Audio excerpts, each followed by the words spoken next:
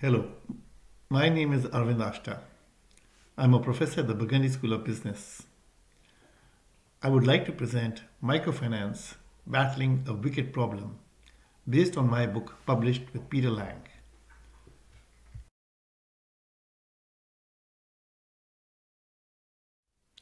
In this presentation, we examine who should have social responsibility. Should it be firms?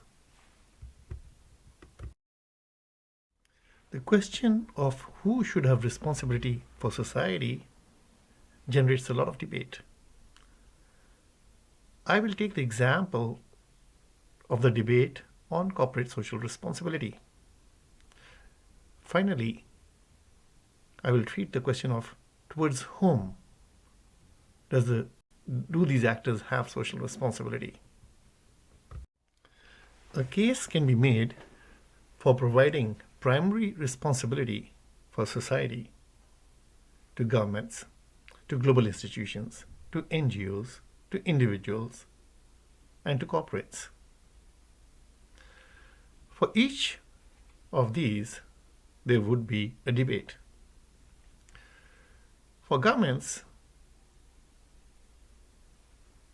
in the sense of public expenditure, it would mean sharing of resources to do something. The big problem is that once governments take over a sector, it is difficult for them to leave that sector, even after the problem is solved.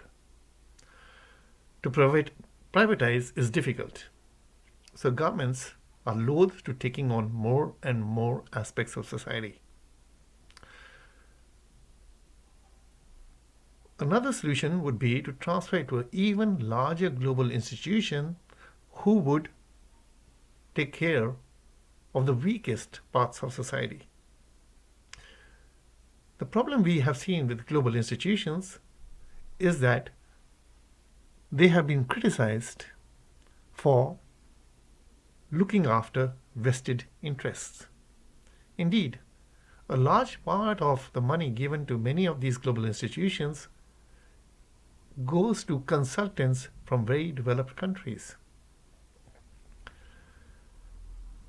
A third solution is NGOs. Certainly, many NGOs have worked hard. The problem with NGOs, again, is that they would like to perpetuate their existence. Very few come to solve a problem and then back up. Individuals certainly owe a responsibility. However, many of them feel that between their work and their responsibility to lifelong learning, for example, and their responsibility to the immediate family, they have very little time left over to look after society. And many of them feel that they could not possibly make a dent to the problem. Therefore, many people looked at corporates and said, perhaps responsibility for society should be given to large firms.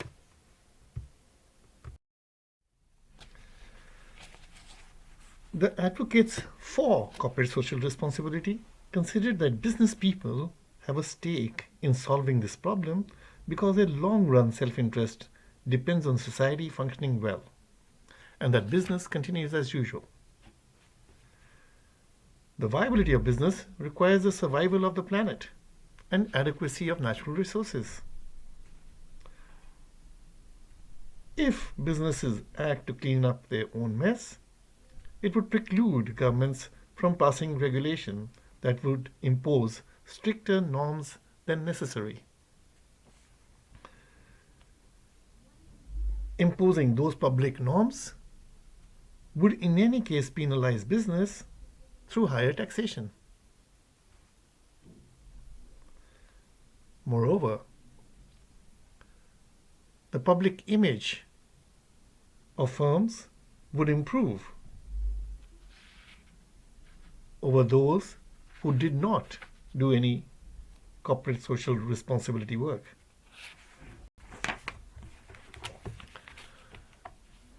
There are stockholders who would be interested in businesses which have a clean image. Moreover, business has the resources, so at least they should try. In fact, it was felt that business's role should be to search for unresolved problems and use these as avenues to make profits. This is the doing well by doing good argument of Peter Drucker. Finally, it was felt that prevention is better than curing.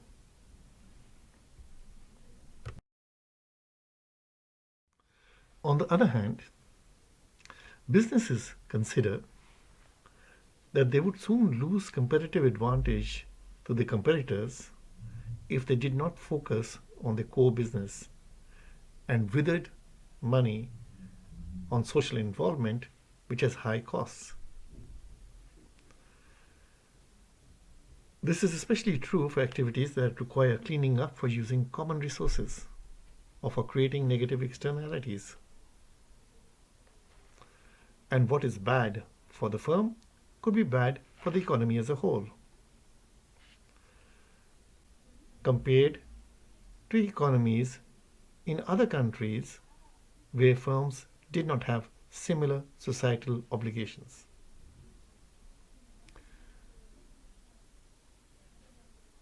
Milton Friedman perhaps best summarized this argument. They also felt that business may know how to make money, but they lack social and sociological skills.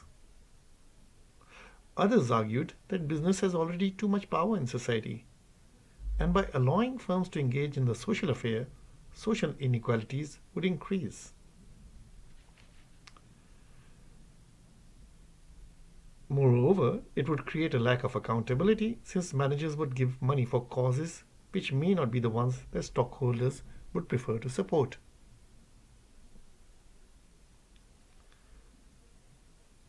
These and many other arguments were against any idea that corporates should have social responsibility.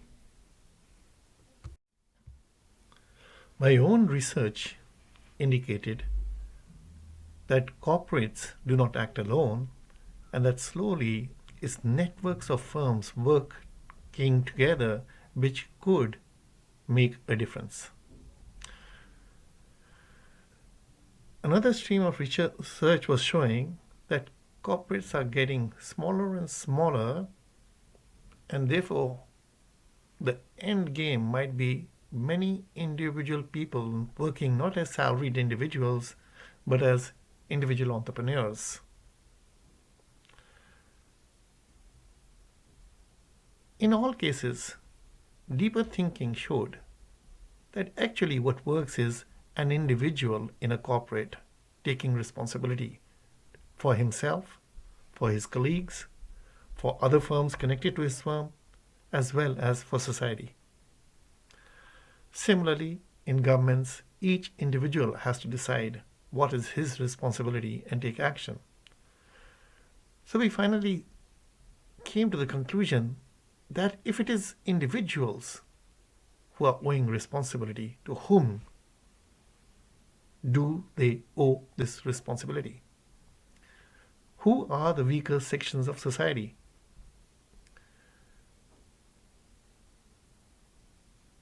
My reflection led me to think that we are all here to do something for people who cannot afford to do anything for themselves. These are the poor. These poor are also individuals, and they also have to take responsibility for themselves. All this led me to research microfinance.